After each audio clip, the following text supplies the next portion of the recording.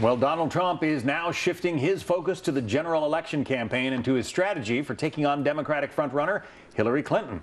She is expected to be a far different adversary than the candidates that he defeated in the Republican primaries. Joining us now, Gianno Caldwell, principal and founder of Caldwell Strategic Consulting and former GOP County Director of African American Outreach in Illinois.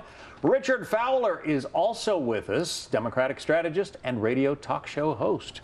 Richard, to you, from the Democratic side, are you worried? Listen, Donald Trump is a very formidable candidate. I think we'll see him throw as much mud as he can on Hillary Clinton, who seems to be our presumptive nominee. But at the end of the day, this is going to come down to turnout. That's what this election is going to be about for Democrats. Can you turn out African Americans? Can you turn out Hispanics? And can you convince Bernie Sanders voters and youth voters to join the team and vote for Hillary Clinton? But based on turnout so far, we're staying with you, Richard, for now. Republican turnout has been a lot stronger in the primary season than Democratic turnout has been. That is very true, but the reason why the Republican turnout has been so high during this primary season is because you've had 17 candidates, right? You've had a lot of energy, you've had a lot of excitement, you've had these cafeteria food fight debates. Whereas on the Democratic side, we've had a conversation about ideals. And now what's going to happen after we go to Philadelphia, is you're going to see Hillary Clinton begin to push out those ideals, and those ideals is what's going to push people to the polls in November. Let me point to a poll that's just a couple of days old, Gianno. CNN ORC poll asked, if the election were held today, who would you vote for, Hillary Clinton or Donald Trump? Clinton whomps him 54 to 41%. Gianno, can he turn those numbers around? Absolutely, and there was a poll that was released last week showing that if the election was held today, that he would be leading Hillary Clinton by 2%. Listen, this is what it comes down to.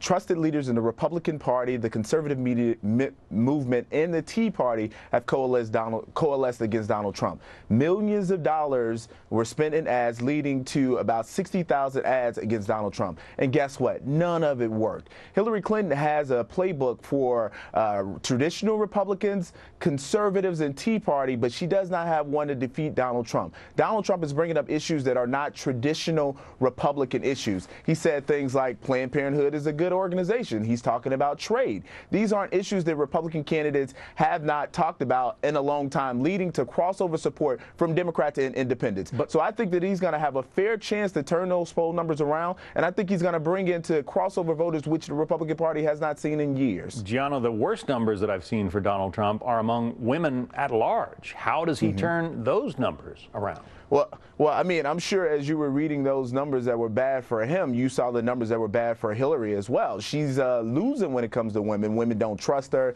And I think a social media article recently suggested that women are unfollowing her on social media more than any other group. So I think it's problematic on both sides. But I think that Donald Trump, one who has said, hey, we're going to do a great job for women, and he can point to the success of this company. He has a lot of women that are in executive roles, and he can talk about some of those policies that are going to be beneficial to women in this campaign. I think that this pivot is going to come very soon, and we saw it last night when he said we're going to have a country where people love each other, and it's going to be a new wave. So his tone is becoming a whole lot more presidential, and I expect to see more of that moving forward. Okay, all right, go ahead, Richard. I agree with a lot of what Gianno's saying, right? I think he's right? You know, Donald Trump is a new candidate, but that's part of his problem. This is going to be a base election like we've never seen before in American history. And the fact that you have folks on Twitter last night burning their Republican card, changing their party registration, saying not only not Trump, never Trump. They will never vote for him. One Republican operative tweeted out last night, hashtag I'm with her. The party is a complete and total bedlam, and that's going to be the biggest problem for Donald Trump. He is now the head of the Republican Party, and 50% of this party does not like him, right? And so I think that's problem number one. Problem number two is his negatives are just ridiculously through the roof.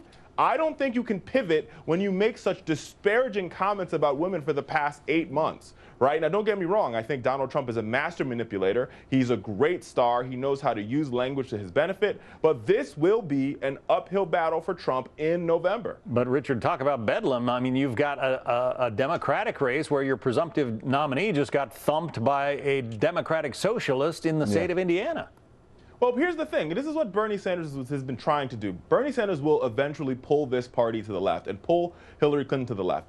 Bernie Sanders, I guarantee you, will probably not be the nominee. That's what all the numbers say. And he will get his hour speech in Philadelphia. And following that, he will be a power player in Washington. Not only will he have a $40 million war chest, but he will also be the chair of the Budget Committee, meaning he will have a lot of power in determining what a Democratic Senate Budget Committee looks like going into the new Congress. But I think Bernie Sanders' key goal here is if the Democrats win the Senate. The Democrats will win the Senate. There's no question about that. Every particular Richard, what are you reading? What are you reading? Absolutely we're not. Playing the predictions game here, Gianno. We're playing the predictions game. And as Richard's analysis, I mean, it's fairly problematic. You continue to mention the negatives that Donald Trump has, but you refuse to admit the negatives that Hillary Clinton has. What are you talking? Her negatives are just as... Gianno, come on now. Yeah. I have been said over and over again that Hillary Clinton has some huge problems. I wrote a piece last week indicating that Hillary Clinton needs to work on young voters. She doesn't have them right now, and she's going to have to do a lot of work to get to them. So there's no question that our candidate's not perfect. She has a lot of work to do, but Donald Trump has a lot more work to do, which makes his campaign problematic. Come on, Richard. Come on, Richard. It'd be different if Bernie Sanders was your nominee. I think you would have a foot to stand on because Bernie Sanders has high integrity numbers, and he's generally somebody that people like. However, to be the nominee so that Donald Trump will be president, but that's not a reality.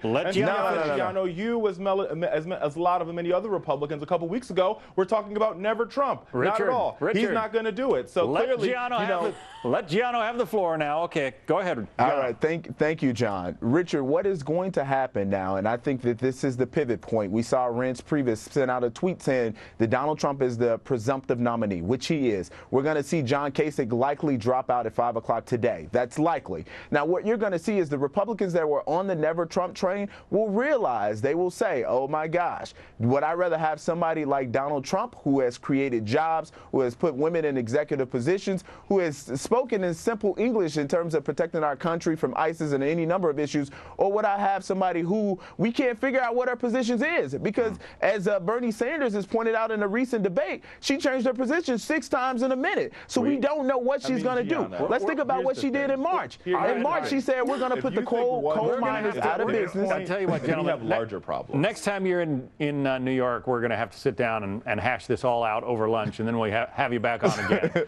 I'll be there Richard next Fowler, week. Let's do Gianno it. Caldwell. Thank you both. Thank you for having me. And John Scott, you just showed us how